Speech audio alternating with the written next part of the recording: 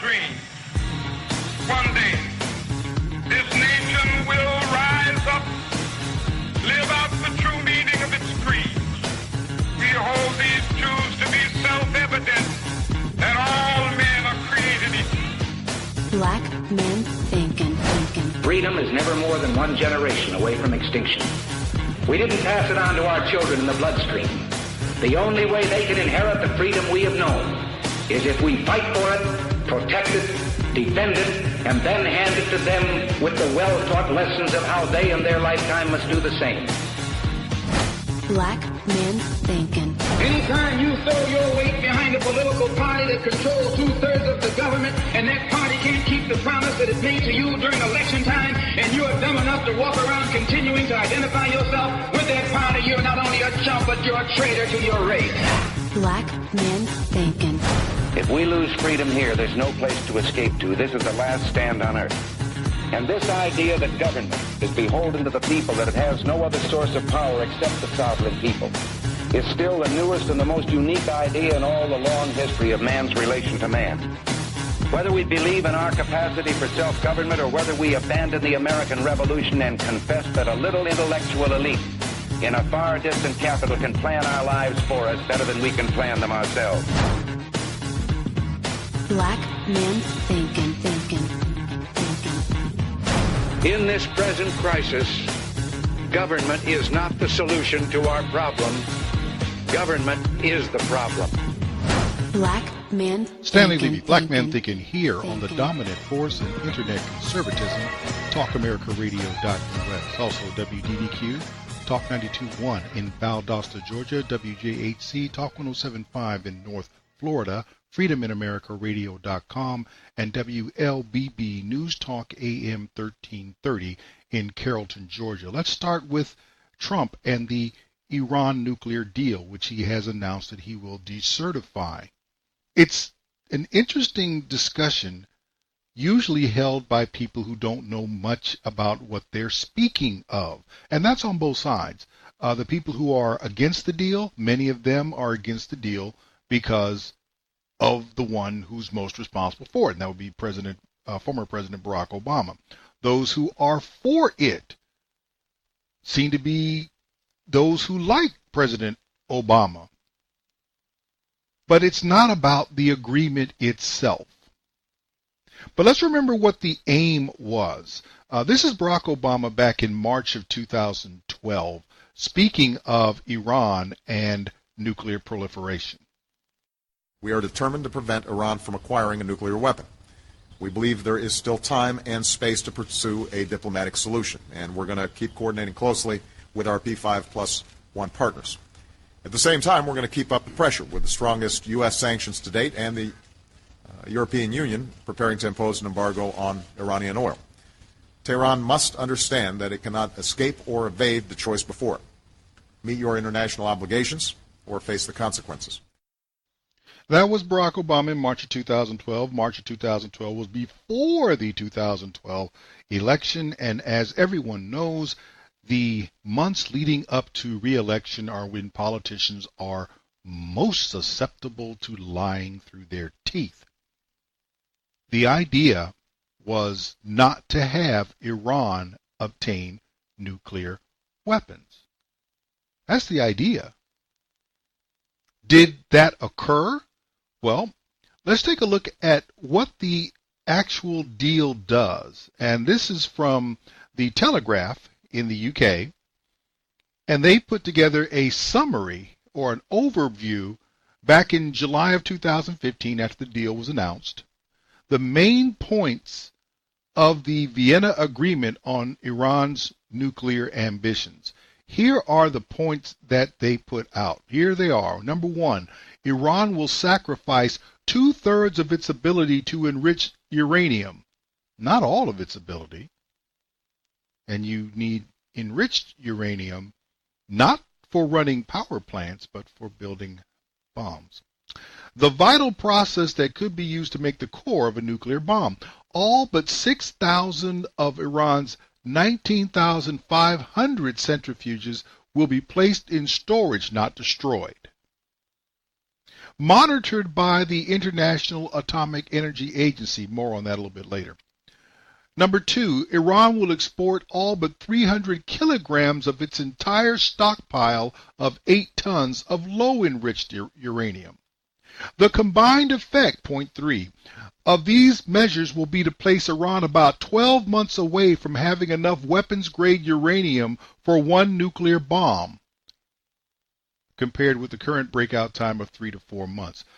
I thought you were trying to prevent them from getting a nuclear bomb. According to this, they already have enough fissionable material of enriched quality to make a nuclear bomb.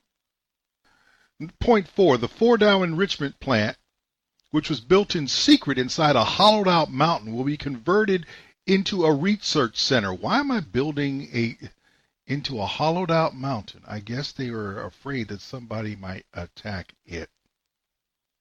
Fordow will be removed, and the remaining almost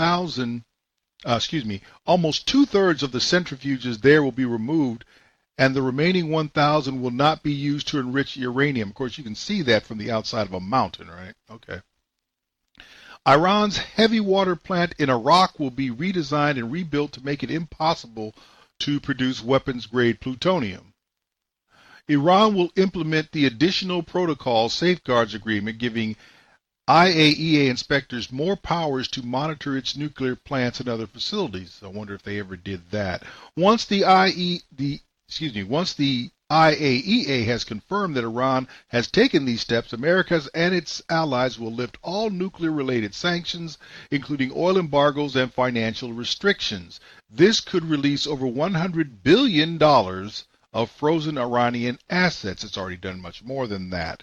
Number 8, America and its allies will also recognize Iran's right to enrich uranium for peaceful purposes as guaranteed by the Nuclear Non-Proliferation Treaty. And number 9, Iran will remain subject to UN arms embargo for 5 years. Restrictions will stay on its ballistic missile program for another 8. You mean the missiles that they're still building?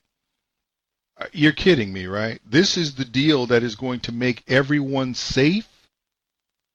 We're going to take them down and get rid of most of their uranium, not all. We're going to get rid of most of their centrifuges. We're not going to get rid of them. You're going to put them in storage. Anything that can be put in storage can be, guess what, taken out. Here's what candidate Donald Trump had to say about this arrangement back in August 2015, a month after it was announced. I think the whole Iran deal is the dumbest deal that you can imagine. I think it's going to go down as one of the worst deals in the history of this country, maybe of the world. It is a total and complete catastrophe. And, you know, it's beyond even talking about it. So it's hard to believe that people actually, do we have negotiators? Do we have anybody that knows what they're doing? Not only the 24 days, which, by the way, it's much more than that, because the 24 days to start the clock takes a long time. Not only the fact that they still have our prisoners, every single aspect of that deal is incompetent. And it's a deal that shouldn't be approved. And the amazing thing is, even if it's not approved now, they get $150 billion plus, and they're going to use that money for terror all over the world. It is one of the great dumb deals of our time.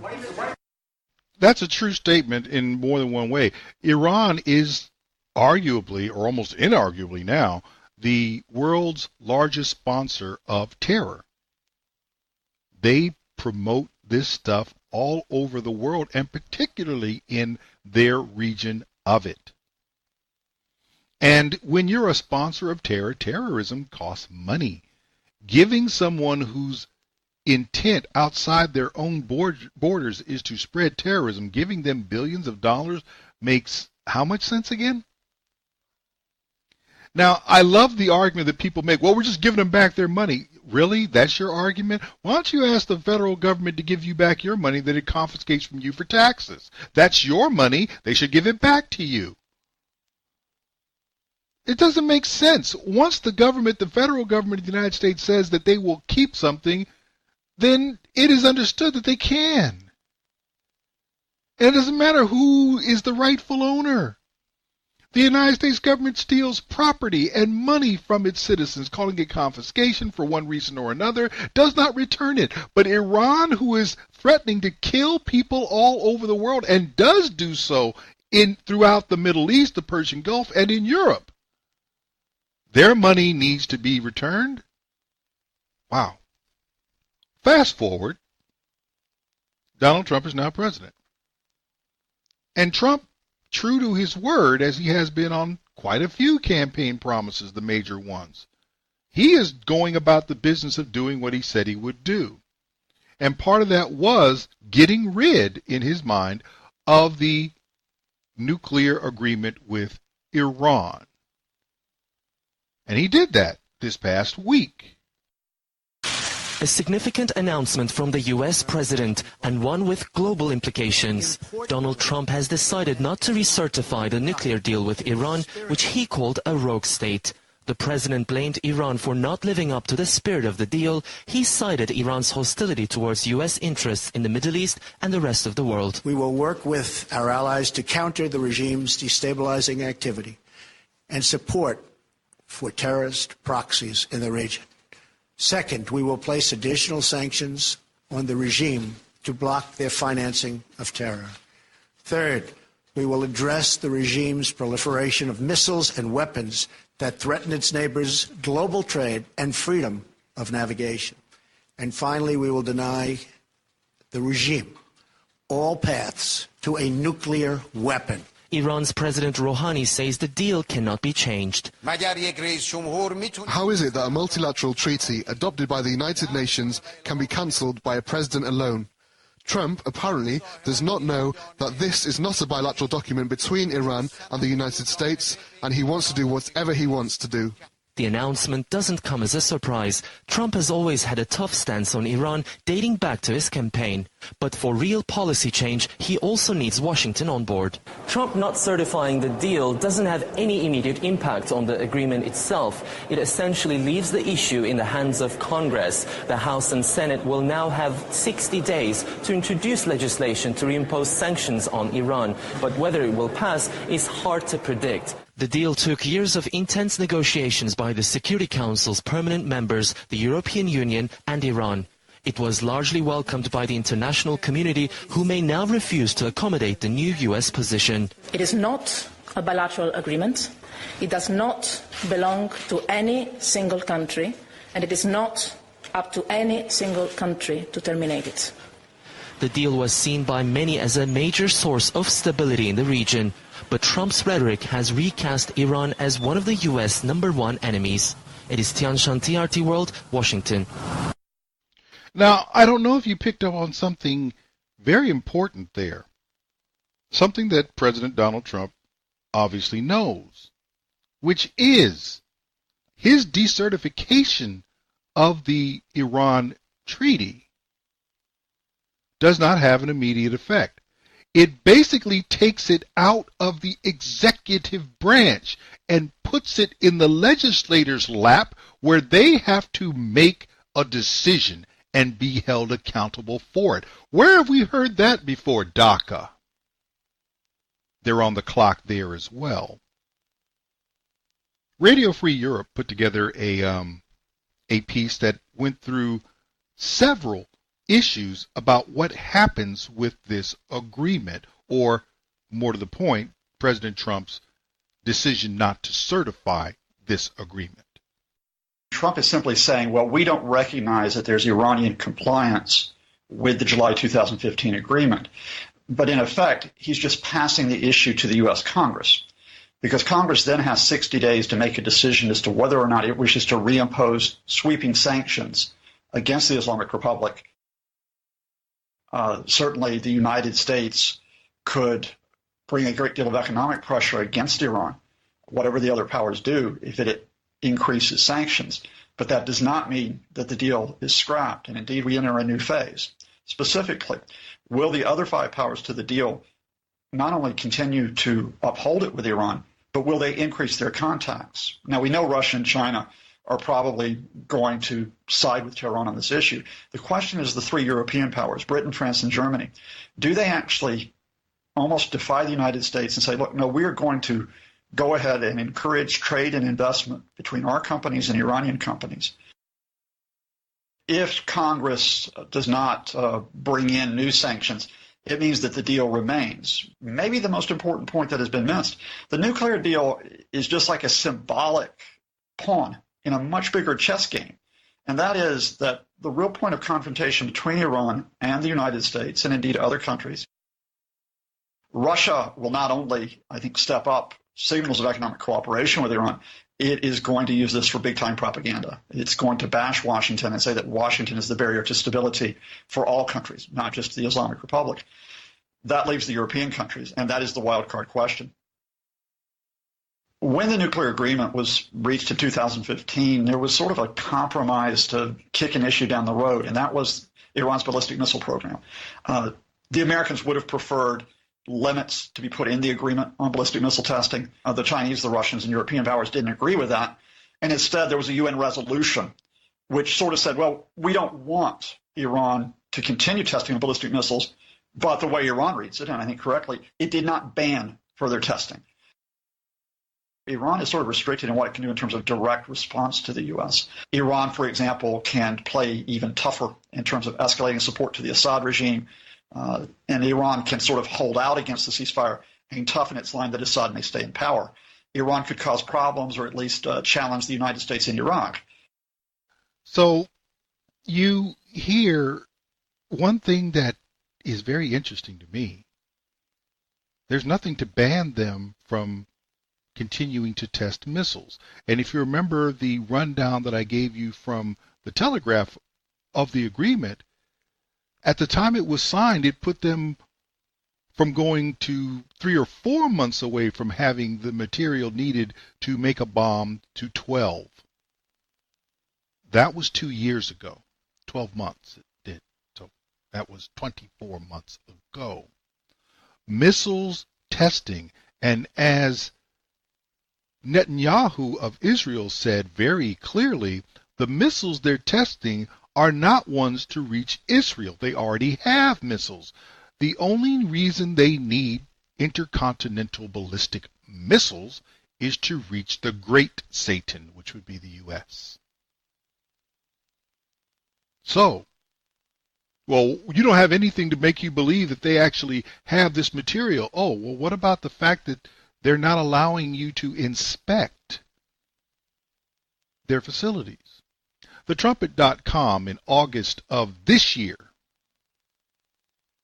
President Trump already had, well, the title of the article, Access Denied, Iran Continues to Block Inspectors. President Trump already has plenty of actionable evidence he could utilize to tighten restrictions on the rogue regime. Forget the violations of the spirit of the deal. What about the outright violations? What about the oversized heavy water stockpile? Remember, they're not supposed to be doing that anymore. Or purchasing sanctioned materials. Really? What about the other violations that the Obama administration referred to as inconsistencies? The National Review noted Iran is operating a large number of advanced nuclear centrifuges, a larger number than is allowed under the deal. It has exceeded its heavy water cap, and it continues to refuse IAEA inspectors access to its nuclear research and military facilities, where in all likelihood they would find other violations in spades. Let me make this clear for the Obama fans. He sold you out for something he could put in his cap and call it legacy. And by the time you found out about it, which would be about the time a mushroom cloud formed somewhere over either a major U.S. city or over the middle of the United States, creating an electromagnetic pulse that knocked out everything, you would have forgotten why you were here or how you got here. Donald Trump was right in 2015. He's right today. And anyone who knows anything about Iran knows that this regime, which was put in place in 1979, has never complied with an international treaty which it has signed. Of course you decertify this deal. Of course you put Congress on the hook to speak for the people of the United States regarding this catastrophic agreement. and you don't hide it in the executive branch where the United States people can end up suffering with no knowledge. Stanley Levy, Black Man Thinking. We'll be back right after this.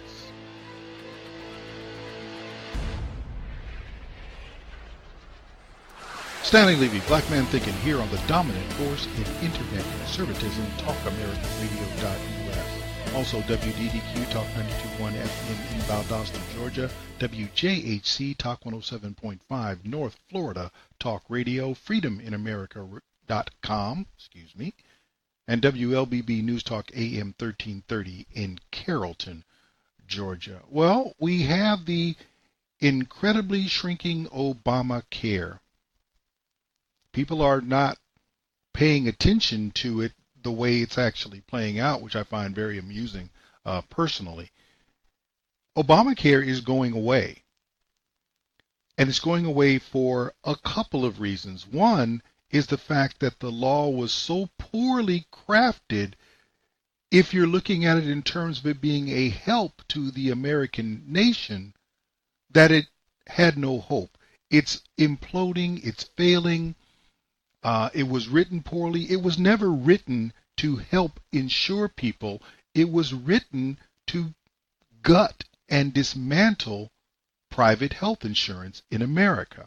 It was written to force America into a corner whereby the choice, the Hobson's choice, was to face just ridiculous costs of health insurance premiums or go to a single payer plan where the government gave you Medicare for all, which in fact is what Bernie Sanders is out there pitching still.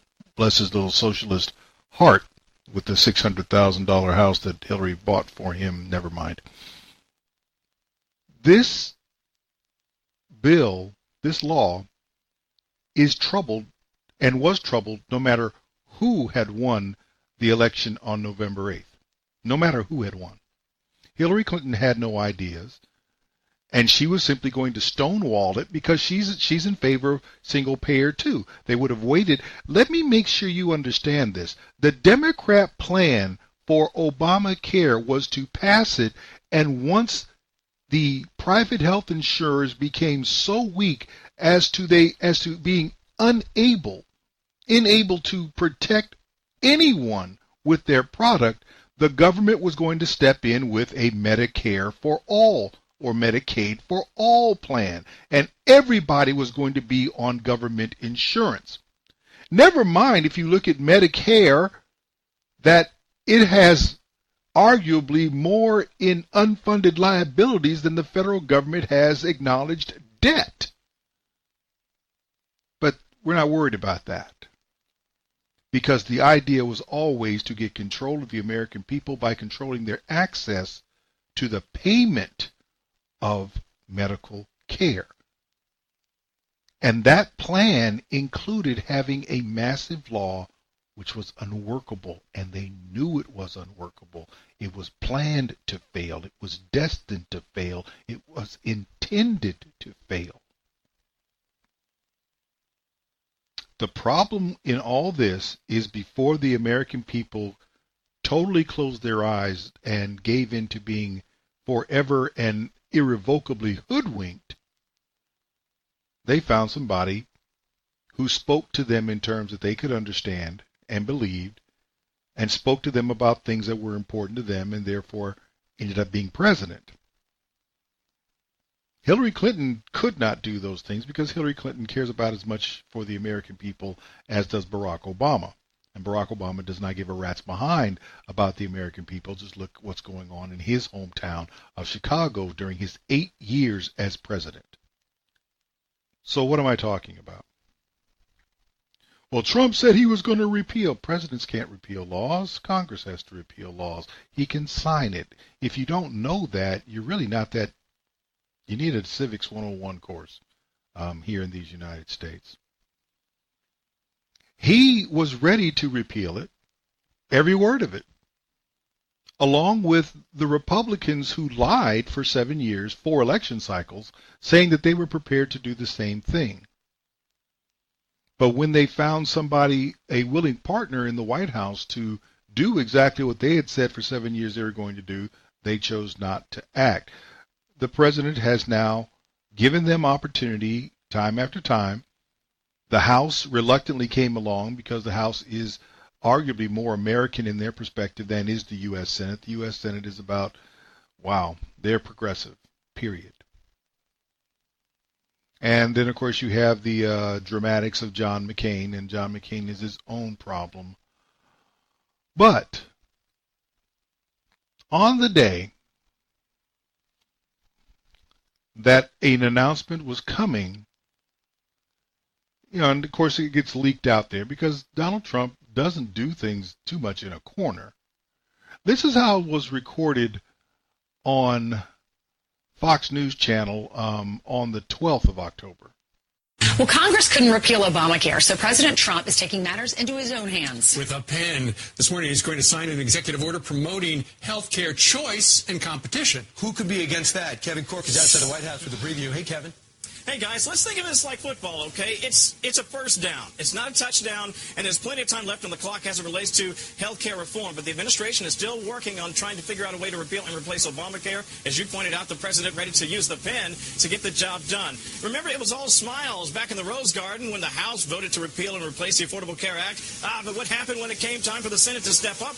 Arizona Senator John McCain playing the role of Lucy, leaving GOP lawmakers looking a bit like Charlie Brown. They couldn't get the votes to seal the deal. So, last night in an exclusive interview with Sean Hannity, the president, who, by the way, was in Pennsylvania talking tax reform, said, look, now's the time to take matters into my hands for the sake of the American people and, best of all, will cost the government nothing. You'll go out.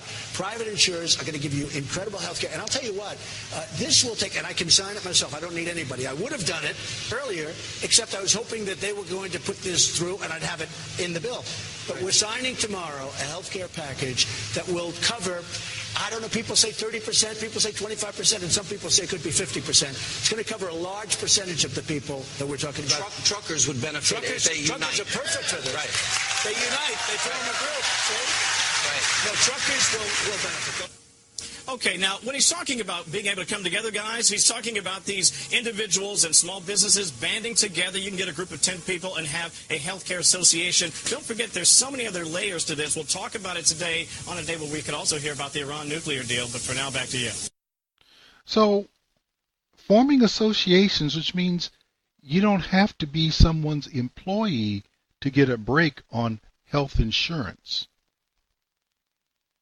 Wow.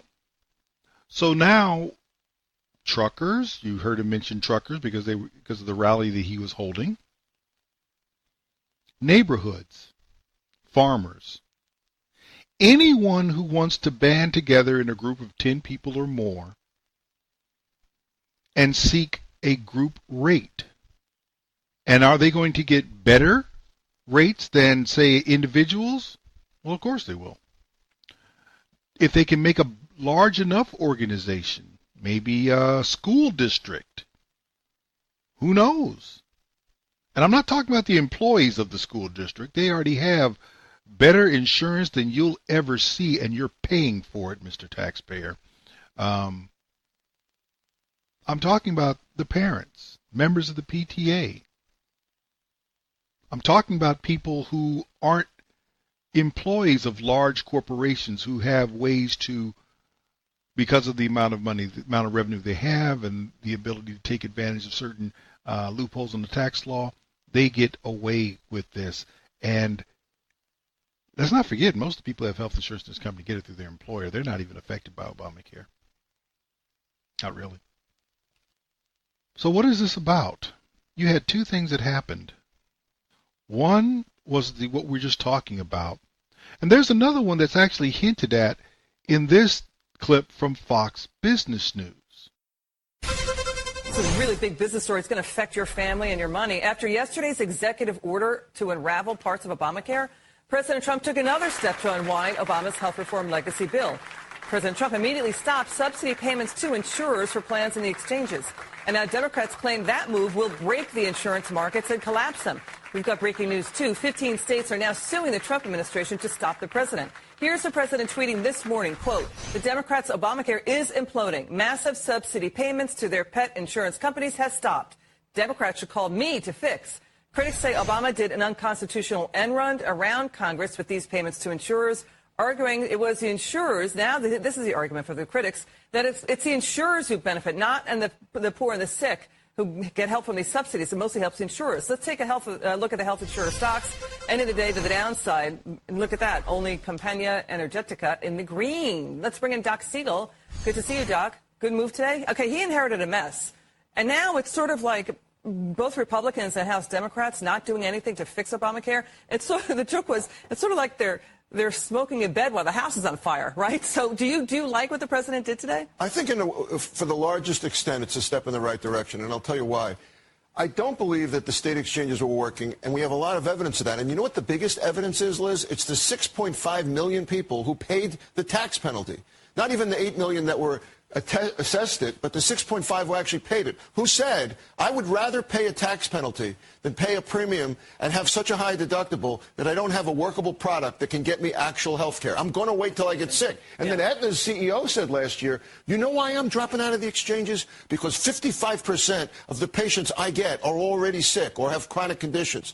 That's what President Trump inherited. And he's basically saying, in terms of one executive order, he's basically saying, let me offer those who took the tax penalty something that might actually work, something that's based on small insurers grouping up, providing a plan that doesn't have all these essential benefits. But how do you deal with the pre-existing conditions and the sick and the elderly? The stat is out there, 5% of the population are responsible for 50% of the health care costs. So how will the president deal with that? Well, I'll tell you how you don't deal with that. You don't deal with that by asking a 28-year-old who's just starting out in life to pay for a 70-year-old who smoked themselves into emphysema, or someone that weighs too much and has diabetes that I deal with every day. I don't want my healthy 28-year-olds to pay for that. That's called cost sharing. The government wants to take seriously paying for very sick people or poor people. They should do it directly, not by...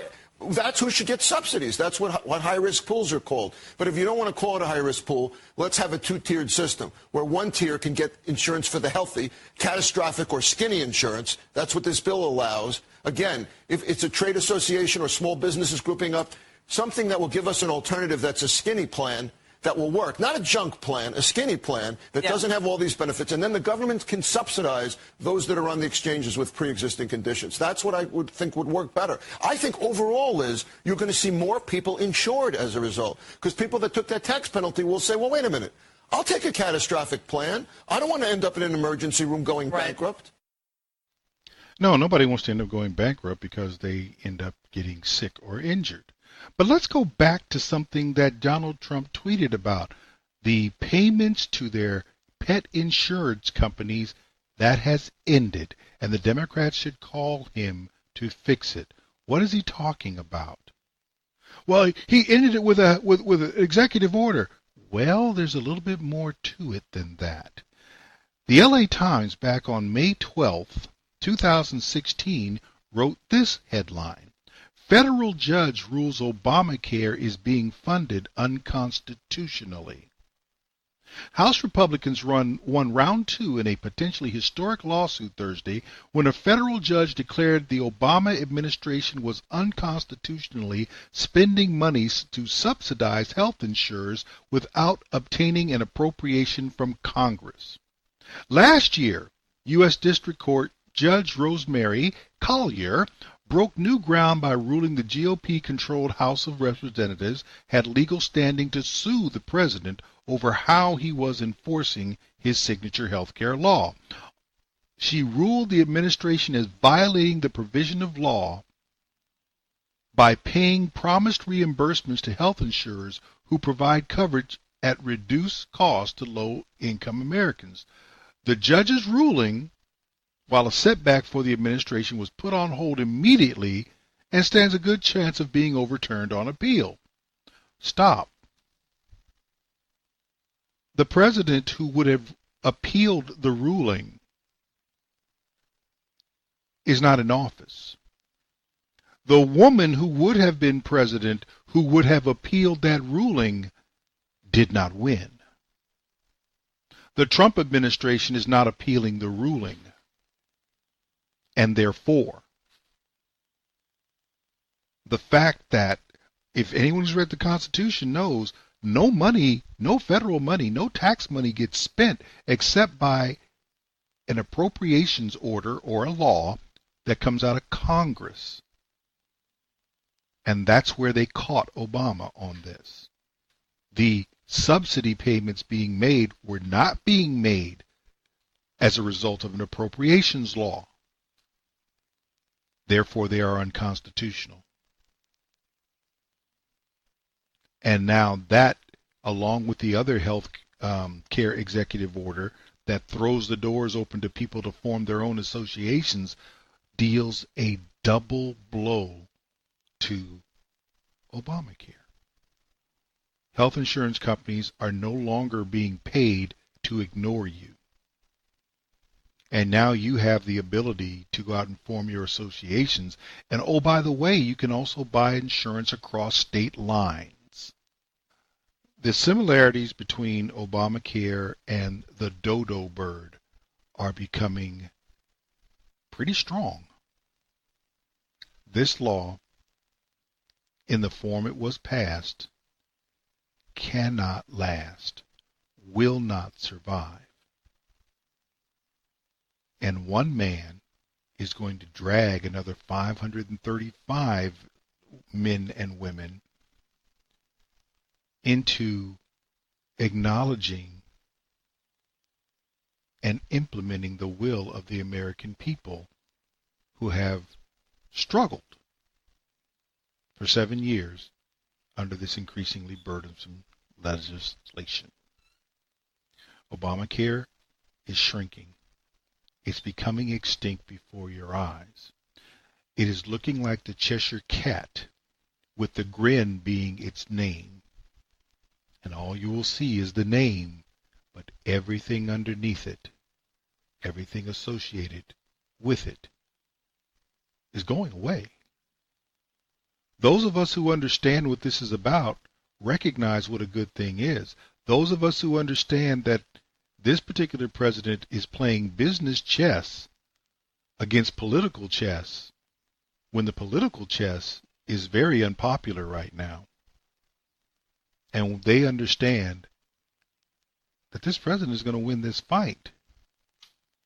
He's going to get rid of Obamacare one way or another.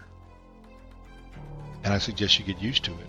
And oh, by the way, if you go ahead and get your friends together, you might get a good insurance rate. Stanley Levy, Black Man Thinkin'. We'll be back right after this.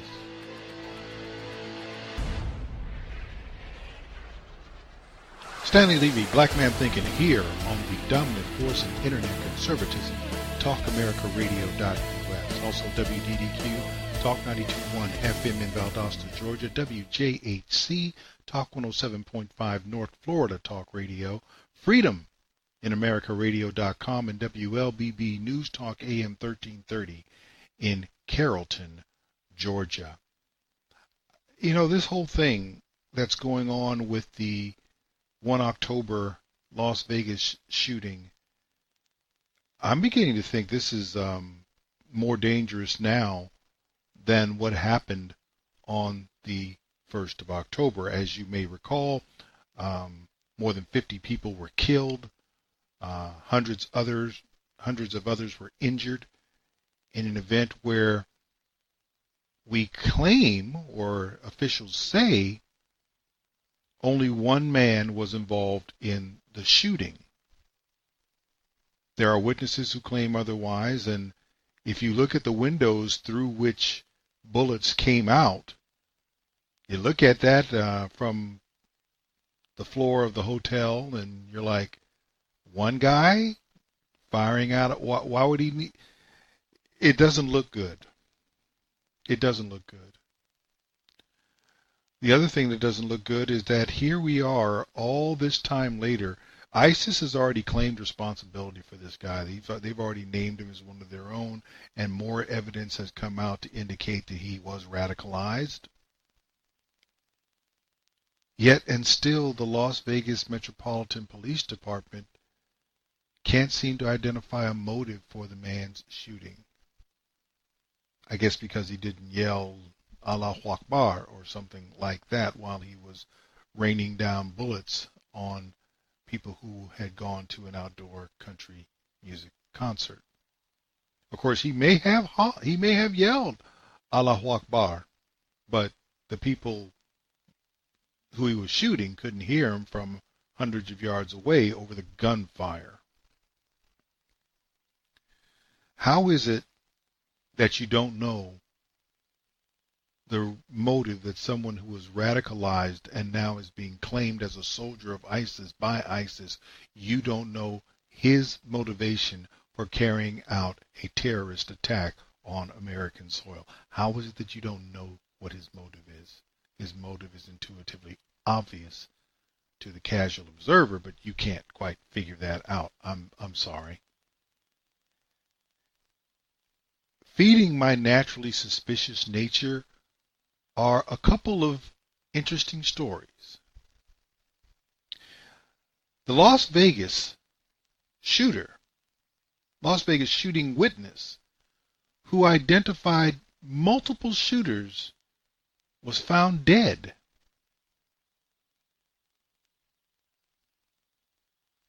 Think about that. Well, that's no big deal. Oh, okay. 4 Las Vegas shooting key witnesses are now dead or missing. And none of these people really lined up with the quote-unquote official account, which keeps changing. Even the hotel has questioned the timeline that the police have put forward. In case you don't recognize, this is DNC level stuff where people who are involved with things that they should not have been involved in wind up dead. This is Clintonian stuff. And I'm not saying that the Clintons are involved, but this is that type of thing. Someone knows something they should not, and they need to be dealt with, and they end up who knows where, if not dead. Think about that. 4 key witnesses are dead or missing.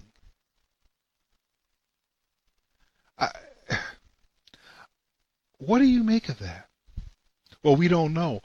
Why don't you know? Because people don't want to tell you, and you're going to wait for that? YourNewsWire.com, and there's other sources as well, trust me. Kimberly Sochimel, one of the key witnesses to the devastating Las Vegas shooting attack, which left 58 people dead and more than 500 wounded, has been found dead in her own home at the age of 28. Cause of death yet to be determined.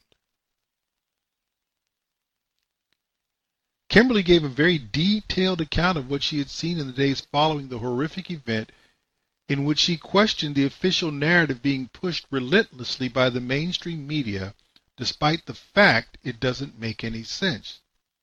What is it that she questioned? She was one of the lucky attendees at the Route 91 Music Festival who managed to escape the hail of bullets. Shortly after fleeing the scene with friends, she made a statement to mainstream media claiming that there were multiple gunmen firing weapons into the crowd and that she was chased by one such man. When she was questioned on the veracity of her story, given the official story that there was only one gunman, she said that she was more than 100% sure she was right. Now she's dead. She gave a very detailed account of what she had seen. Questioned the official narrative because it didn't make sense. On Facebook, she said she'd been watching the news with her family constantly since she had arrived home. The official narrative contained blatant lies, in her opinion, and she expressed frustration that the mainstream media was silencing the voices of survivors. So, what about some other ones? John Beilman, who was wanted by federal agents following the discovery of a communications device in the hotel room of the officially identified shooter, killed both himself and his disabled daughter in an apparent murder-suicide. Chad Nishimura, a Mandalay Bay valet who parked Paddock's car when he arrived at the hotel, has also disappeared without a trace after giving a statement to a Hawaiian mainstream news network about his brush with the killer. Nishimura directly contradicted the official narrative by claiming that Paddock arrived at the hotel with not many bags, certainly nowhere near enough to hold the amount of weapons and ammunition that was found in his hotel suite. Are you starting to catch on to this? It has also been revealed that the hero security guard Jesus Campos has also gone missing. 15 minutes before his scheduled appearance on Fox News, his first media interview since the shooting, Campos supposedly ran away and he hasn't been seen or heard from since. Guys, someone wants there to be two things: chaos in the United States and not enough credible information out there to counter it. It's really not any more difficult to understand than that. One of the things that the progressive left does, and it's a good tactic.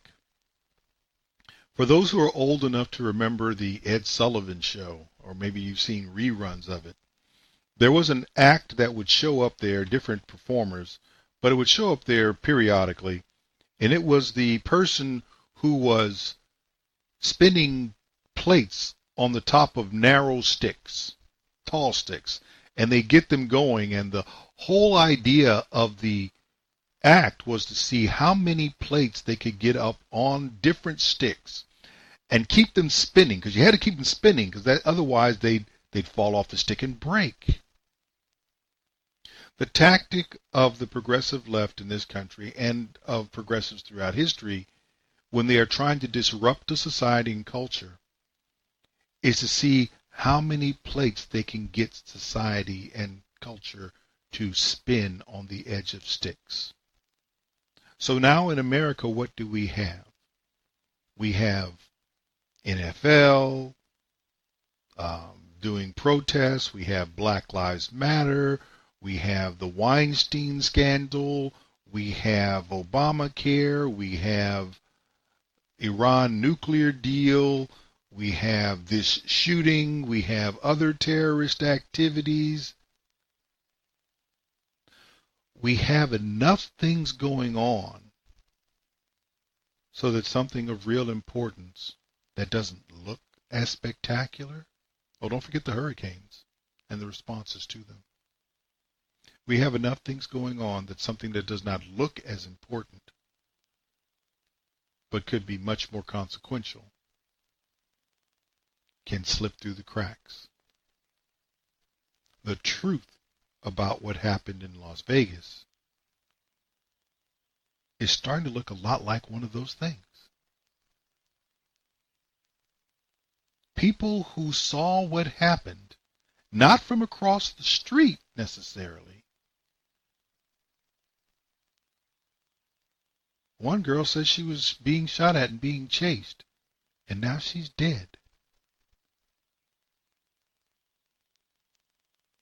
Others are missing? Wow. You know what it reminds me of? For those who are JFK conspiracy theory people, who was that guy in the grassy knoll? And anyone who's seen the Abe Zapruder film is going to tell you that shot that blew Kennedy's head off didn't come from behind him from an elevated position. But that's the official story. One shooter, Lee Harvey Oswald, who was conveniently dead within days. So now I got 58, 59 people killed, more than 500 injured. The guy who did it is conveniently dead. Material witnesses and people who question the official but changing story that is coming out about events, they are dead or missing. We've already been warned that trouble is coming, violence being staged by the left, not just protests. And not surprisingly, the United States press, which looks much more with every passing day like subversives, is not interested in finding out what's really happening in the United States. They're simply concerned about saying something negative about a president with whom they disagree.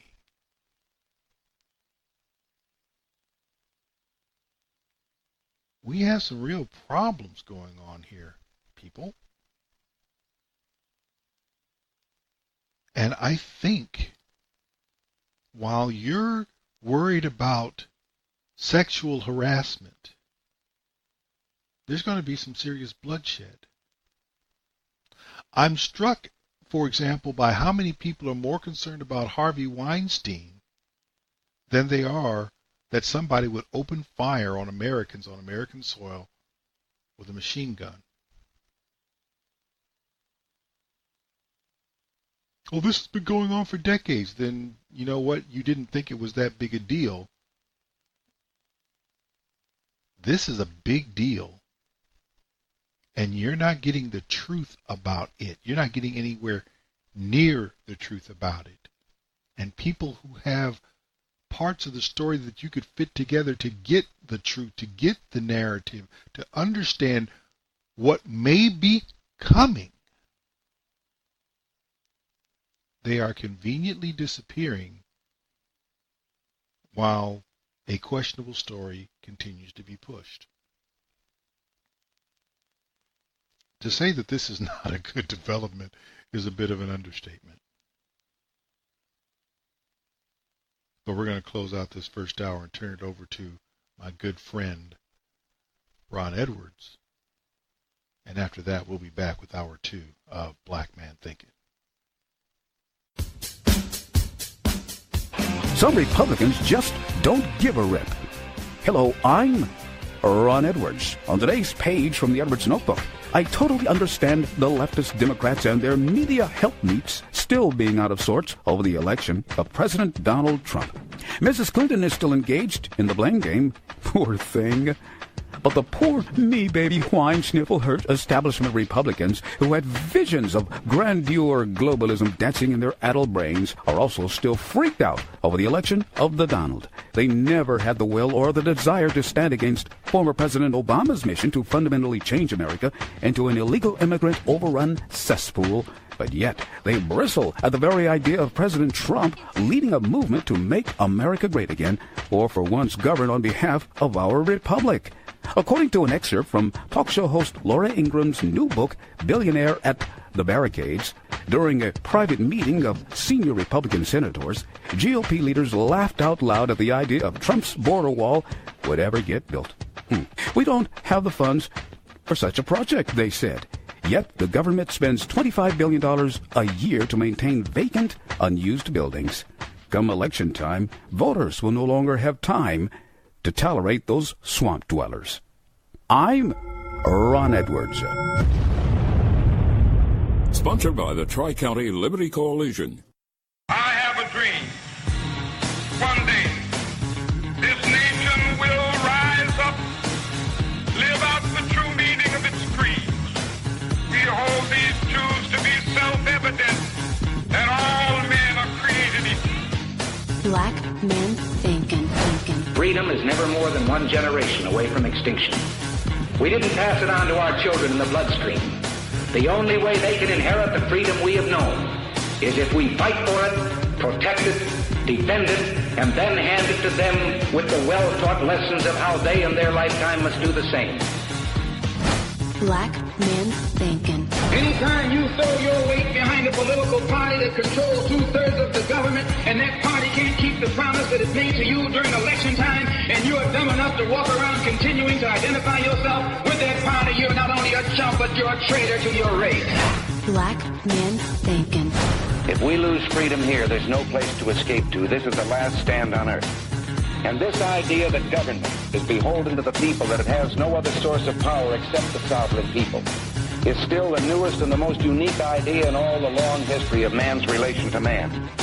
Whether we believe in our capacity for self-government or whether we abandon the American Revolution and confess that a little intellectual elite in a far distant capital can plan our lives for us better than we can plan them ourselves. Black Man Thinkin. In this present crisis, government is not the solution to our problem. Government is the problem. Black Man Thinkin. Stanley Levy, Black Man Thinkin, here on the dominant force in internet conservatism, TalkAmericaRadio.us.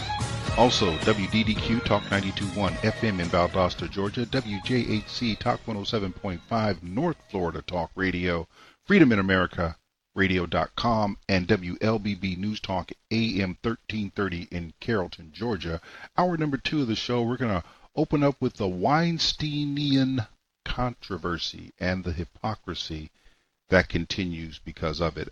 Recently, as many know, probably everybody, Harvey Weinstein, co-founder of his own company, the Weinstein Company, was outed because of sexual harassment allegations that go back decades. As a matter of fact, there have been payments, payoffs, settling lawsuits against him that go back decades as well. My last understanding was there was as many as 8. In fact, his 2015 employment contract with his own company states that as long as he pays the settlement costs for lawsuits brought against him, they are no factor in his employment status with that company. In short, he can do as much sexual harassment as he pleases.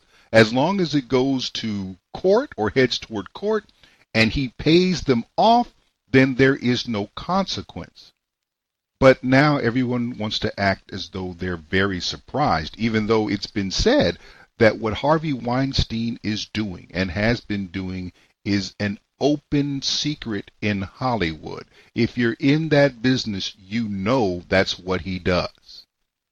But now everybody's surprised.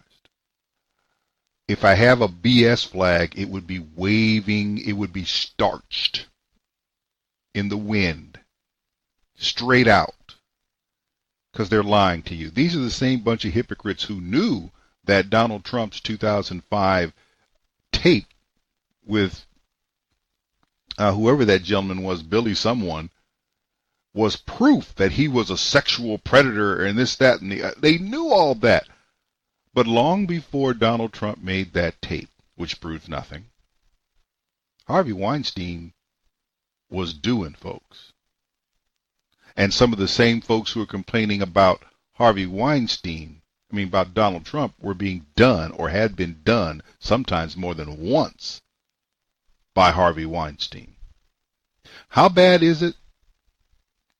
Well, with Mr. Weinstein, CBS News actually back last week, I guess it was, found a tape from 2015 of an interaction that Mr. Weinstein had with an actress. I'm telling you right now. What do we have to do here? Nothing. I'm going to take a shower. You sit there and have a drink. Water. I don't drink. Can I stay on the bar? No, you must come here now. No. Please. No, I don't want to. I'm not doing anything with you. I'm very embarrassing. I'm sorry. I cannot. No, yesterday was kind of aggressive for me. I need to know a person to be touched. I won't do a thing. I don't. Please, I swear I won't. Just sit with me. Don't embarrass me in the hotel. I'm here all the time. I know, but I don't want to. Please sit there. Please. 1 minute. No, I can't. Go to the bathroom. Please, I don't want to do something I don't want to. Go to the bathroom. Come here. Listen to me. I want to go downstairs. I'm not going to do anything. You'll never see me again after this. Okay? That's it. If you embarrass me in this hotel, I'm not embarrassing you. It's just that I don't feel comfortable. I mean, don't have a fight with me in the hall. Please. I'm not going to do anything. I swear, my children. Please come in.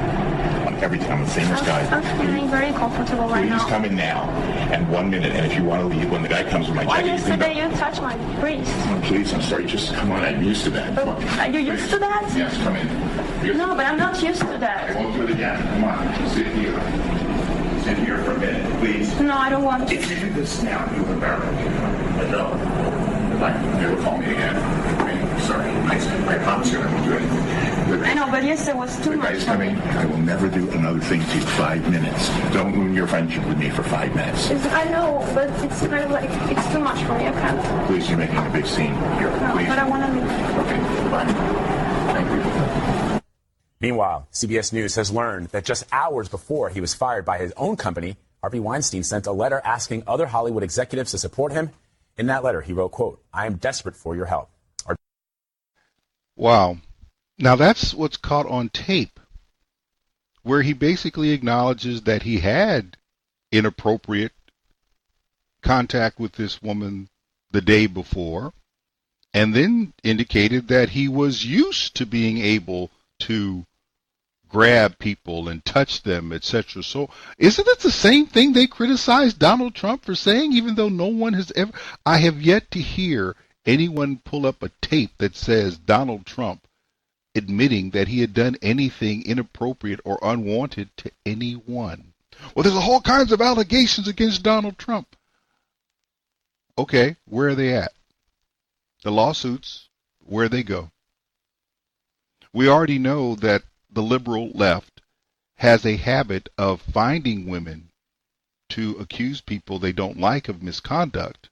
They did it to Clarence Thomas back in 1990. They did it to Herman Cain. They've done it to others. And of course, they're going after Donald Trump. The amazing thing is, after the people weather the storms, the women seem to disappear. All the women who had something to say about Herman Cain in 2012, where are they now? Anybody heard from them? Anita Hill got her payoff, got a professorship someplace, and has been relatively quiet. She's got nothing more to say. But if Clarence Thomas is guilty of the things of which she said, how in the...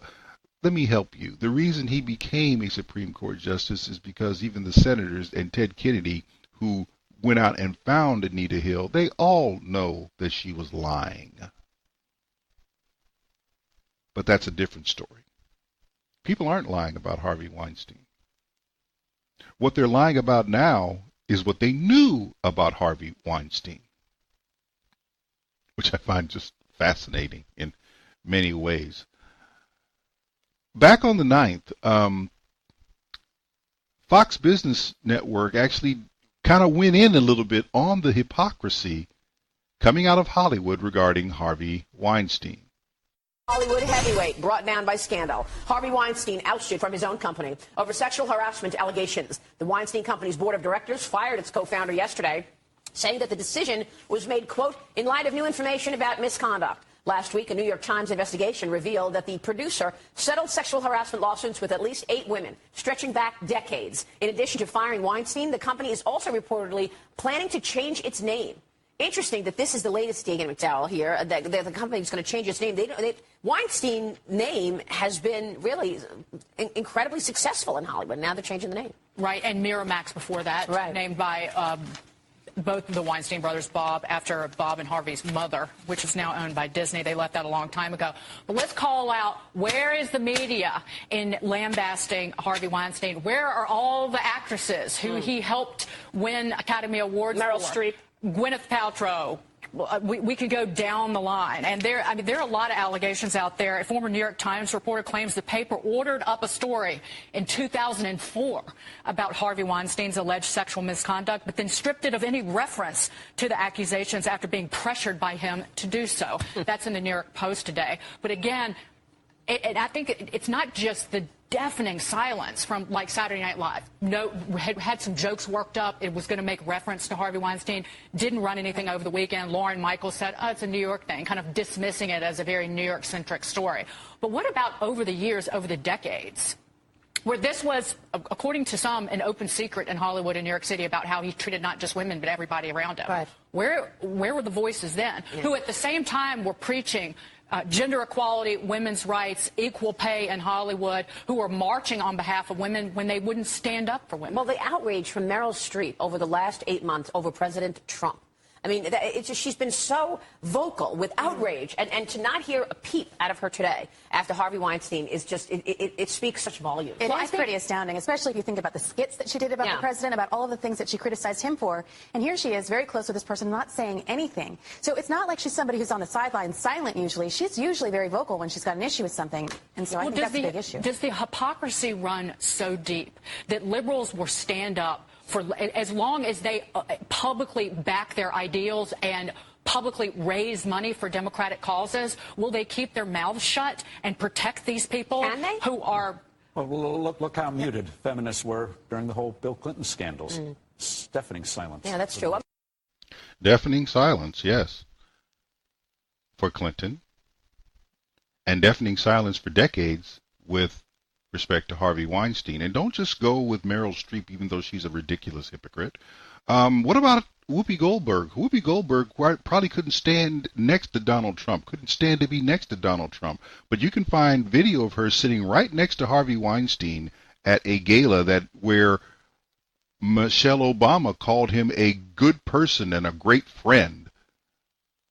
That's what she said about Harvey Weinstein before she sent her daughter to intern for this man. And if you want to try to tell me that Michelle Obama is one of the smartest women in the world and very connected, and the Obamas were very much into the Hollywood culture, and they did not know who Harvey Weinstein was and what he did, if that's what you're trying to tell me, get out of here with that foolishness. It's not happening. They knew. They all knew, as Rose McGowan has put it out there. Corey Feldman told them and was scolded on an open set by Barbara Walters, saying that he was disparaging an entire industry of pedophiles, and we didn't even talk about pedophilia with Harvey Weinstein. And there's more fallout. The two stars who got their start with Harvey Weinstein in the production of Good Will Hunting, Affleck and Damon, are also under fire as a result, because guess what? They knew as well.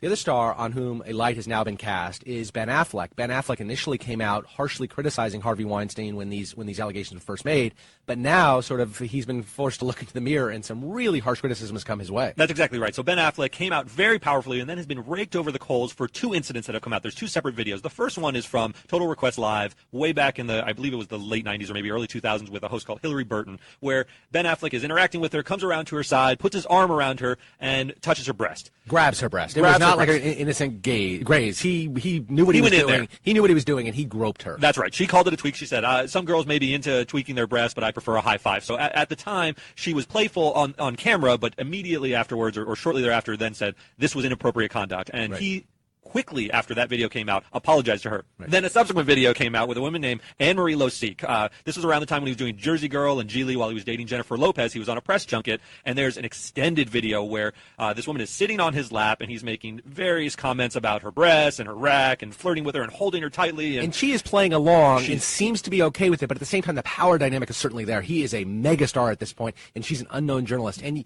you almost sense it, whether it was there or not on video, you almost sense the fact she may have been really uncomfortable with this kind of conduct, but she nevertheless had to put up with the same sort of power dynamic we were talking about earlier. With That's Harvey exactly Weinstein. right. He's a gigantic star at this point. Yeah. She's sort of squirming and smiling, but it does look uncomfortable. She has since come out, though. Yeah. Context is everything. Yeah, and said, well, maybe it wasn't. I don't think it was that big of a deal. I didn't mind being touched. He was a huge star. She said he was quite respectful, as a matter of fact. She used the word respectful, and if you watch this video, it looks like anything but respectful. But those are her words. She said she was not a victim. But this is in the wake of, in the immediate aftermath, again, of the revelations about Harvey Weinstein. Ben Affleck came out and said, I never knew about this. It's awful what Harvey has done. Rose McGowan, who has been harshly critical of Harvey Weinstein for a long time and is part of the New York Times article that started this whole thing, came out and said, Ben Affleck, you're a hypocrite because you, in fact, did know about this. I personally told you about these allegations that I have against Harvey Weinstein. At the time that they occurred, you knew about this, and don't you say that you had no idea, because you sure as hell knew. She quoted him. She said, "You said at the time," and I think he said, "I told Harvey to stop doing that." Something very specific to these allegations. So it has stuck with Rose McGowan for a long time, and Ben coming under some serious heat. I don't know why Ben Affleck felt the need to get out on this issue. I don't think anybody was looking for him as sort of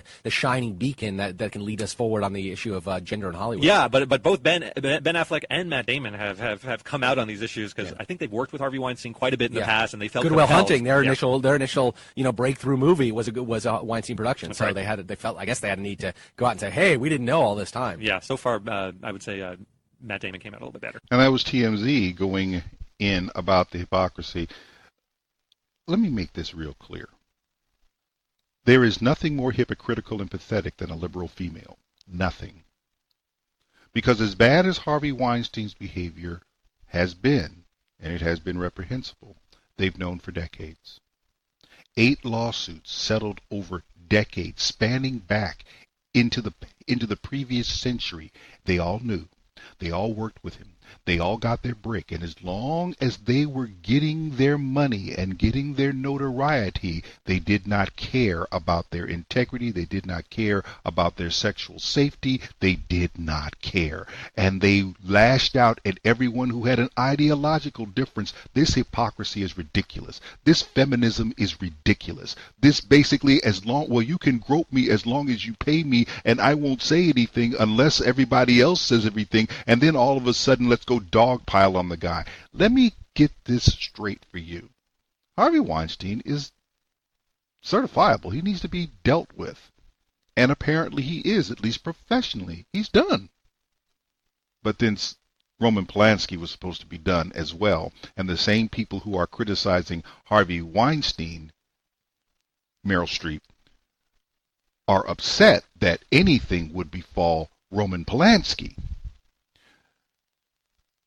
And for all the women out there who want to try to tell me that this is so prevalent and this, that, and the other, the prevalence is with you.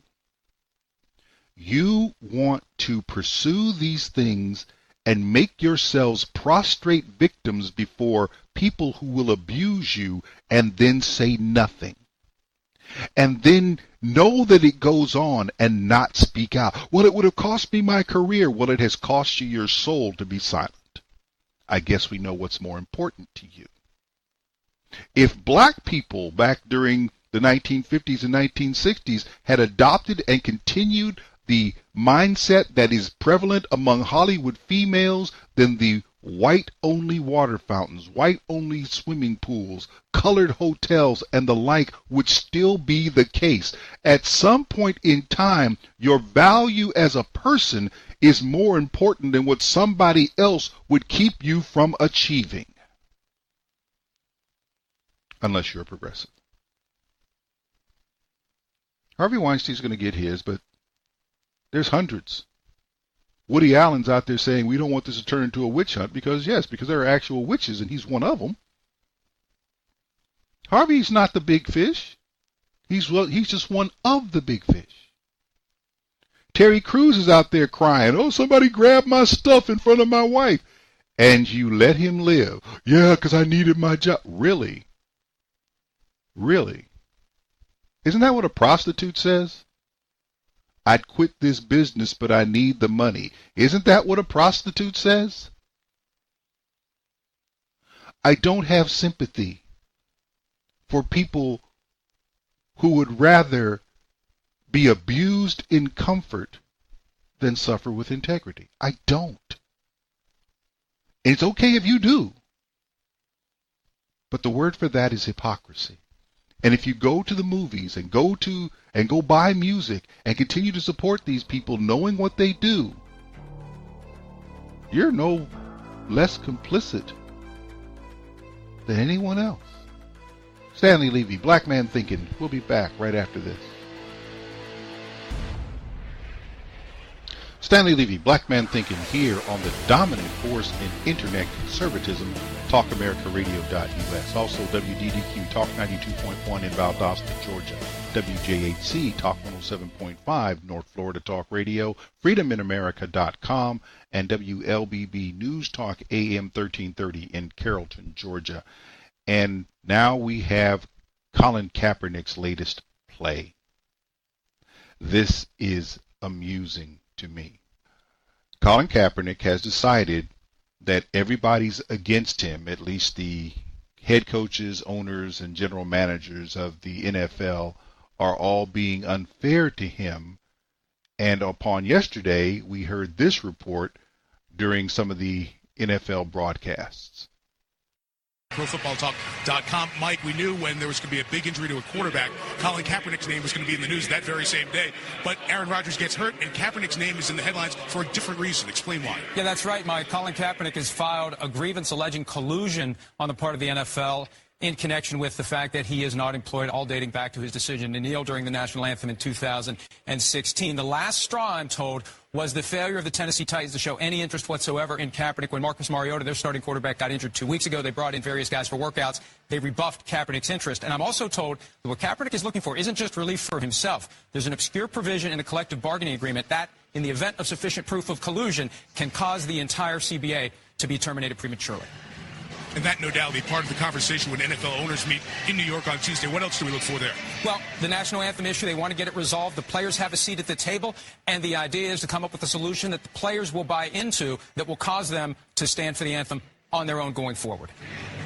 Aaron Rodgers' injury, not the only one to a quarterback. What's going on in Tampa with Jameis Winston? Jameis Winston, x-rays negative on an injured right throwing shoulder, MRI in the coming days. So he's going to allege that the NFL has engaged in collusion to keep him out of the league. I am having a hard time containing myself because I find this laughable on its face. Colin Kaepernick is an idiot who is a mediocre quarterback who walked away from $14.5 million and now finds himself on the outside looking in.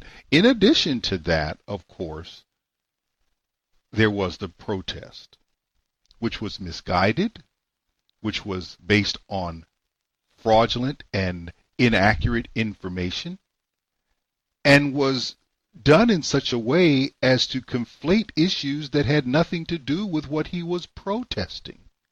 If you're protesting against police brutality, which you cannot really prove, if you're protesting against racial inequality, which I'm not exactly sure how a league that is 70% black, that is made up of people who are almost all millionaires, the minimum salary for people in the NFL puts them in the top 1% of the country. So if you're in the NFL, you're making more money than the vast majority of the country. And again, 70% of the people on rosters in the NFL are black.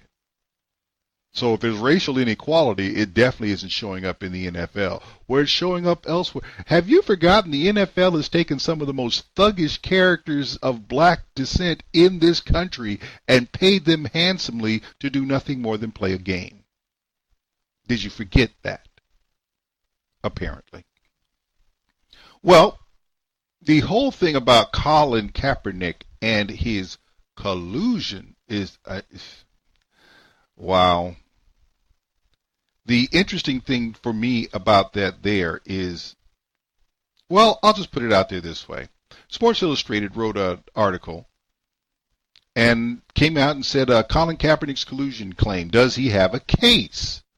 And they reference an article that came out some time ago. According to multiple sources, free agent quarterback Colin Kaepernick has filed a grievance against the NFL for collusion. In March, this gentleman, Michael McCann, wrote a legal analysis of this scenario occurring and explained how it would work for Kaepernick and the NFL. The March article details relevant procedures at play and how they are governed by the CBA. Here's an update. And he had some points to stress. Number one, collusion requires actual cooperation between teams.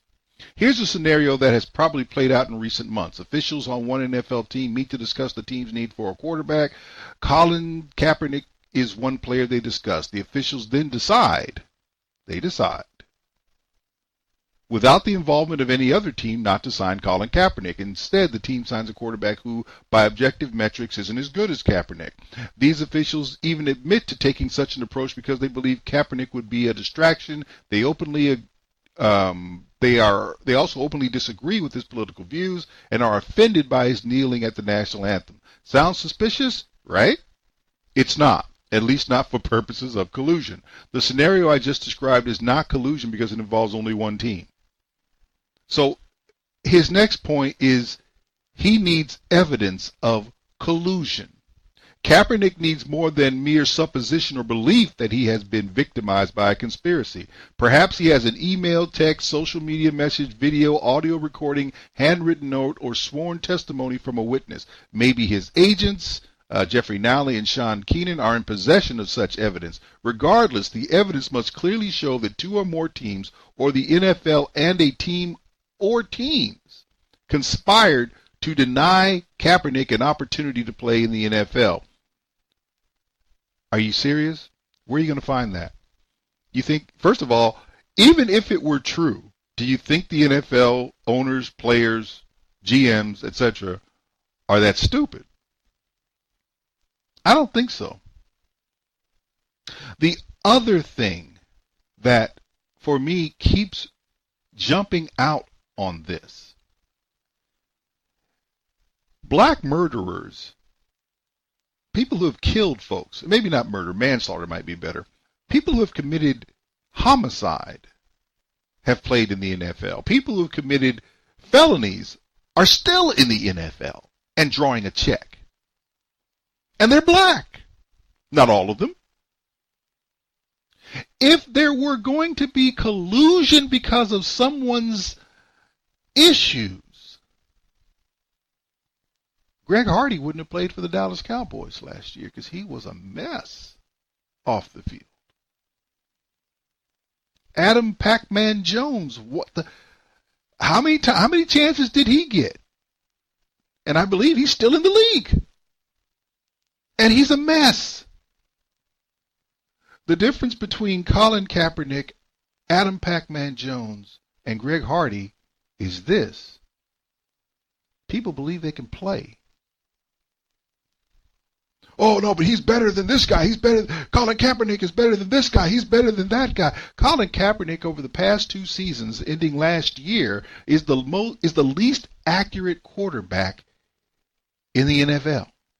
Colin Kaepernick in December of 2016 set a record, single-game record for quarterback ineptitude against the Chicago Bears, a game in which he was sacked 5 times and had only 4 passing yards. Anybody can have a bad game. Yeah, but not everybody can set a record having a bad game, can they? How does that happen?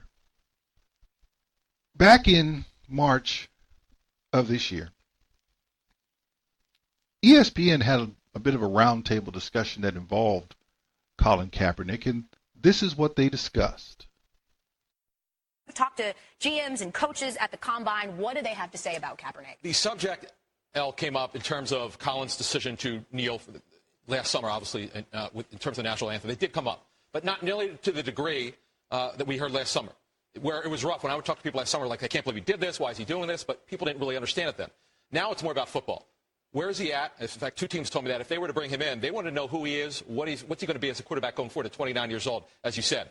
It's now more about football. But I think there's still a little bit of that, what happened last summer. I don't think there's any question about that. How much so? I can't tell you, but it's certainly been brought up. Jim, I know that you talked with some GMs just as early as yesterday about Cap. What'd they say? Yeah, I reached out to 4 GMs and 2 owners, people who I think are more progressive in terms of addressing an issue like this. Only one said he thought Cap was being blackballed. And then I said to him, "Are you serious?"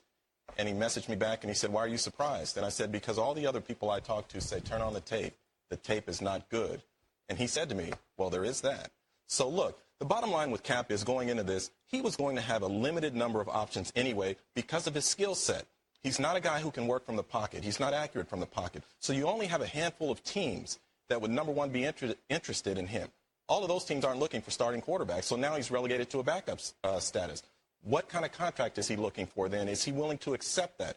Every one of these people I talked to say that his political views and his social activism are a factor, but they are not the factor for why he is not signed to this point. And there you have that. You act as though Colin Kaepernick is the only person who plays quarterback or has played quarterback in the NFL who has some of the thoughts that he has. In this article that ESPN wrote that this film clip, video clip was attached to, the writer puts this out there. Don't overthink why Colin Kaepernick is still a free agent. Simply put, years have passed, at least 2, since he was an effective quarterback. He was last effective the year that San Francisco went to the Super Bowl. That was at the end of the 2014 season. We're now into the 2017 season, and things move fast when you're a professional athlete. 29 years old. He's succeeded only in an unsustainable scheme. Nobody else really wants to run read option all day long and put their quarterback out there to get injured. Well, Kaepernick hasn't been injured. Kaepernick don't get injured. You don't take those shots and not get injured. Plus, when he's not running, he can't drop back in the pocket and deliver passes accurately. He's not a good passer. I'm not exactly sure how it is you expect somebody to play quarterback if they can't stand in a pocket and throw the ball to people who wear the same color jerseys as they. Collusion? Let's remember something. At the end of the season, Colin Kaepernick had an option in front of him. Take $14.5 million from the San Francisco 49ers, stay in the league, either hold a clipboard for a year, be a starter, compete for that job, or, of course, he could have probably forced a trade after he took the money. But he would have the money. But being greedy, being stupid, instead of taking 8 figures on the left side of the decimal point, which I think would make most people happy, he decided that he was worth more than his numbers indicated. If Colin Kaepernick did not know he was ranked as the least accurate passer in the NFL, then his agents need to be fired. Whoever told him that he should opt out and look for bigger money when he was already controversial and when his production had already rolled off the table. This isn't collusion. He's just not what black people want to think that he is. And not all black people are with Colin Kaepernick, by the way, just so you know that. But now, of course, this goes with the delusion of black people taking credit for the boycott that's going on. Our boycott is working. No. When the Baltimore Ravens went to London to take a knee for the national anthem and then stand up while they played God Save the Queen, you lost the American people. And it wasn't black folks that you lost because they were applauding it. At least a number of them, a great number of them. You lost white America. You lost a whole lot of Latinos. You lost a whole lot of Asians. If you got problems with your country, handle it inside your country. But to go to another country and disrespect your anthem while you stand and respect somebody else's anthem, if you didn't think it was an issue of disrespect, why didn't you stay on the knee for the same country that started the slavery in North America that the United States ended? You stiff-necked and uncircumcised idiots. Nobody colluded against Colin Kaepernick. Colin Kaepernick just isn't that good. Maybe if he wants to play wide receiver, he'd have a chance. He's got good speed. He's got good hands. But he's not the sharpest tool in the shed. He didn't know where he stood. He hasn't done anything to improve his skill set. And he walked away from $14 million. Is he going to be able to prove collusion? Doubtful, highly doubtful. Is he going to be able to continue to cry and get sympathy from black people? Oh, definitely. No doubt about it. Stanley Levy, Black Man Thinking. We'll be back right after this.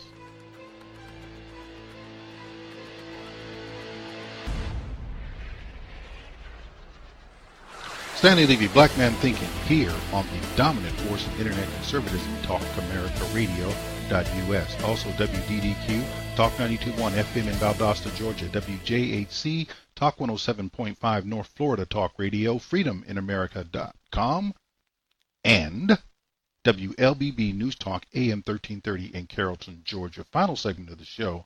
Pro sports has become the public home of black racism.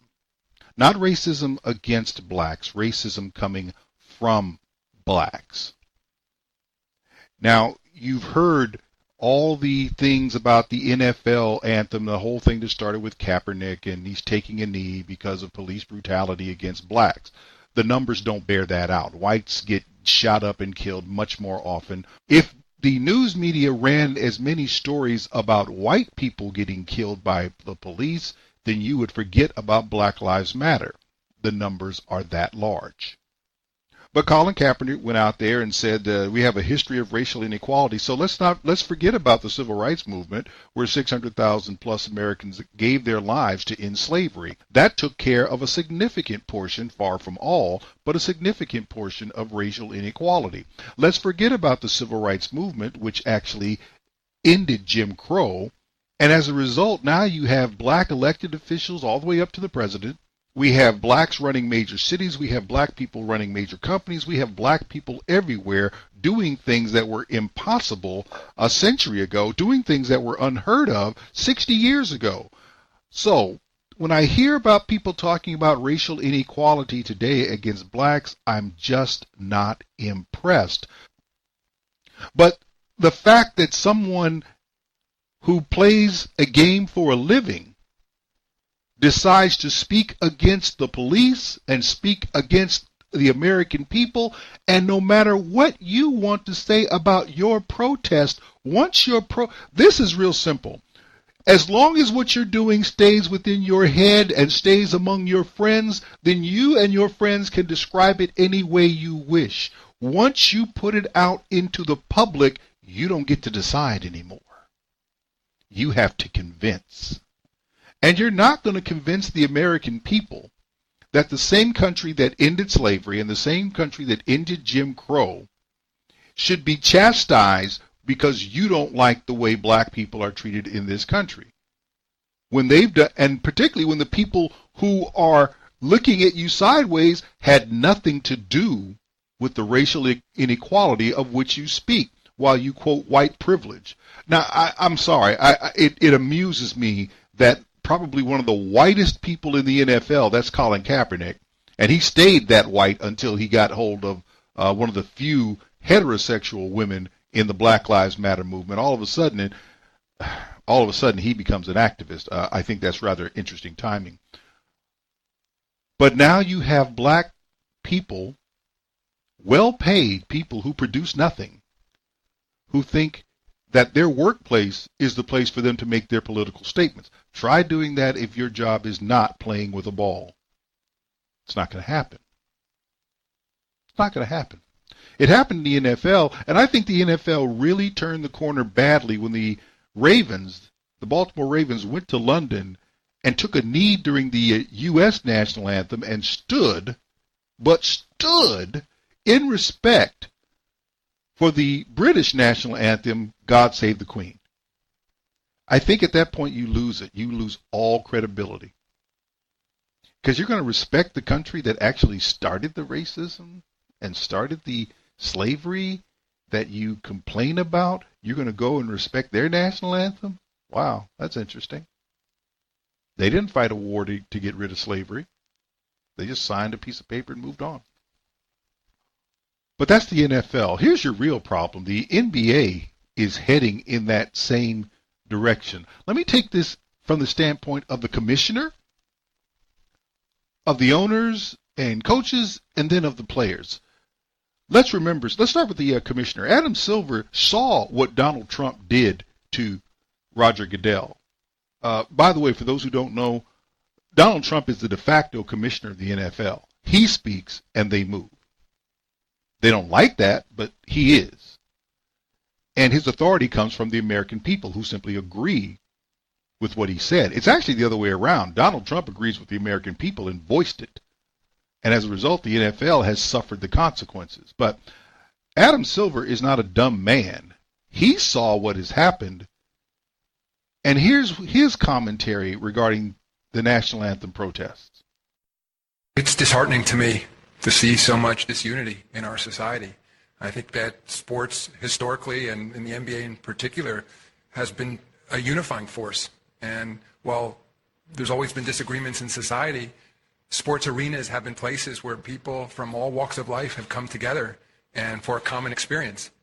And when it comes to political disagreements, I would hope that we, the league, together with our players, can play a constructive role in bringing people together. As Coach Popovich said the other day, people need to engage and have these discussions, and they're not always easy discussions to have. Sometimes they are painful discussions, but they need to be had. And I'm hoping, once again, that this league can play a constructive role there on, the anthem. And specifically, we have a rule that requires our players to stand for the anthem. It's been our rule as long as I've been involved with the league, and my expectation is that our players will continue to stand for the anthem. There is a rule in the NBA that you will stand for the national anthem if you are a player. There was a player who did not. His name was Chris Jackson. He then changed his name to something else. He did not stand, and he was basically told, you just need to stick it out in the locker room. But you hear the commissioner, we have a rule, and I expect our players to comply with and abide by that rule. Is his a majority opinion even in the NBA? You heard him talking about Coach Popovich. He and Steve Kerr, who is coach of the Warriors, have been very outspoken in favor of protesting or having protests, supporting protests against the national anthem. They have been, period. Do they not know about the NBA's rule, or do they plan to flaunt it? Or do they plan to support their players when they go against the long-standing rule of the NBA that you stand at anthems? Remember something, the whole thing about sports being unifying. Sports being unifying is when it is dealing with a common experience. Kneeling for the national anthem is not a common experience. Doing something that communicates disrespect for the country is not a common experience. But anyway, that was Adam Silver. Do his owners agree with him? Here's Mark Cuban. And where do you stand with your players on the anthem? On the anthem, I always put my hand over my heart and say a little prayer during the anthem. And I encourage my players to do the same thing, whatever's personal to them, to take that time to use that. But there are still citizens. Some of them are United States citizens, right? And they have the right to do what they see fit. No one stopped them if they chose to donate to a particular campaign. I don't know who they donate to, and I don't care, right? That's participating in the political process, and no one made an effort to stop them one way or the other there. No one stopped them one way or the other from campaigning or endorsing. And so there's no reason to say, okay, you can't take your position and protest the way you see appropriate. Look, I've known Donald Trump a long time. It didn't surprise me. Right, and I don't think it's a surprise to anybody. He is who he is. He has every right to voice his opinion, and now that he's voiced his opinion as American citizens, we all have the right to respond to his voice. If anything, to me, his voicing his thoughts gives us more reason to voice our thoughts and our players. Our president politicized this. He opened the door. I have no problem with people commenting on it, but we also have to recognize the fact that when that national anthem is playing in that game tonight, since it's the next game and it's in a stadium, put a camera up. See what happens. Look at the crowds during the anthem and the crowds after the anthem. How many people wait till the anthem is over before they go and sit down? If this was truly the American people thinking this was about respect for the anthem, we would make it a point as Americans to get our butts in those seats, to stand at attention to the flag during the national anthem instead of getting our hot dog. No, we wouldn't. A lot of people don't go to games and get there in time to be ready for the national anthem, and instead of showing disrespect by moving around, they stay outside the arena where it is played. Do they stand at attention where they are? Some do. I would argue that most don't, which is not the point. This is the great whataboutism thing that the left protests. Well, what about what other people are doing? That's not the point. They're not at their place of work. They don't have a rule that when they are on their own time and the national anthem is played at an arena and they're not in the arena, that they stop what they're doing and they stand. Not every American respects America the way they should. Not arguing that. But you have a rule.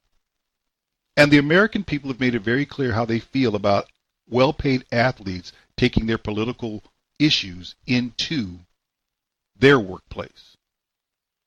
And speaking of that, what about the players? This, back on September 25th, was published, the collected thoughts of the Portland Trail Blazers in the NBA, how they think about these things regarding protests. I've had family members serve and fight for this country, but I think that part of the reason why they fight is for freedom of speech and freedom of assembly and freedom to express yourself, as long as it's in a peaceful way. It's your First Amendment right. I mean, we have a platform. We have a platform to speak and talk about real stuff. I think it's a tough one. My brother was a Marine. He fought for our country. So for me, I will always stand for the flag. I can appreciate what those people are doing because everyone has the right to voice their own opinion. If you're well informed, then you stand up for it if you feel a way about it, but what you don't want to see is guys who have no clue what's going on that's just jumping on board. You want them to know what's going on. As a unit, as the whole world, the only way we come together is we understand each other. And right now we're not understanding each other. So I think that's the difficult part about the whole entire situation. Well, you heard that. There's a collected ignorance there. And it's not negative ignorance and saying these guys are just, no. They don't understand what America is about. They don't understand the First Amendment. Yes, you have a right to do whatever you want. There is also a right to consequence. And they don't want to accept the consequence, and that is the problem. But my real issue with all this is how pro sports has become the home of black racism, particularly with people like Jamel Hill and Michael Smith. Jamel Hill, who's now suspended, calling people out of their names, calling people white supremacists, and then going after Jerry Jones because he basically said, which is his First Amendment right, if I'm paying you to play football, then when they play the anthem before the game, you better stand or you're not going to play. Does he have the right to say that? Yes. The fact that you don't like it, well, maybe you should play in Canada. Or play for another team in the NFL that doesn't feel that way. But to tell Jerry Jones he's wrong, but you can't be wrong, makes no sense. And then there's Mike Wilbon. This comes from a recent appearance he had on the Dan Patrick Show. Cohort at the mothership, Jamel Hill was suspended for 2 weeks for some things that were said where she talked about Jerry Jones and the Cowboys. Jerry Jones says that if you don't stand for the anthem, now you're going to be deactivated. And Jamel was saying, look, if you don't like what's going on here, then, here's some options. You can boycott sponsors of the Dallas Cowboys. Do you know what you are allowed to say and not allowed to say? That's a great question. And no, I know what I'm going to say. And yesterday I likened Jerry Jones's. Last week I said I thought Jerry Jones actually showed leadership in trying to come up with a compromise solution. Let's respect what our players are saying and let's stand for the anthem. And I thought he did that. And as it turns out, as I called it yesterday, phony, and I haven't been suspended yet, and I'm not going to be. I thought it was phony. I think what the NFL owners did last week was increasingly phony, at least in appearance. They wanted the heat off their behinds, and so they did what they did in many cases. Not all of them, but some of them, and Jerry Jones seems to be the ringleader. And now he says he's going to suspend any player who doesn't stand. Well, suppose they all don't stand. What's he going to do, suspend the whole team? Is he going to forfeit the game? So I think Jerry's a complete and utter phony in this regard, in that particular context. Let me make myself clear. And you know what, Dan, again, you know me well enough and long enough that you can speak to this if I wasn't on your show. You know I don't consult Bristol. I grew up in this business in a different place at the Washington Post. I say what I'm going to say, and I have to stand behind it. If there are consequences, I will accept them. But I have not had anybody tell me what I can and can't say. I was critical of Jerry Jones yesterday. I used the phrase plantation mentality. So let me repeat it, because that's what it comes off as. I don't care if Jerry Jones comes back and criticizes me or Fox News or anybody else. There needs to be open discussion, and sometimes it's harsh. Yeah. And I don't have my bosses tell me what to say, meaning my producers at PTI. I don't have anybody at Bristol tell me what to say, and I'm not waiting for it. I'm not sitting by the phone waiting for area code 860. It's just for you and Todd to tell me what I can say on PTI this afternoon, because I'm going to say what I say. And there you have it. I'm going to say what I say. Jamel Hill, I'm going to say what I say. And every bit of it at ESPN, the worldwide leader in sports layoffs, is racism. Jamel Hill's a racist. Mike Wilbon is showing himself a racist. It's great when our side can do what they want, but if somebody stands up and opposes it and has the power to actually affect that, then they're bad. Well, then don't play football. Everybody quit, go work at McDonald's, and go buy a ticket and take your knee. But he who has the gold makes the rules, and Jerry Jones has the gold in Dallas.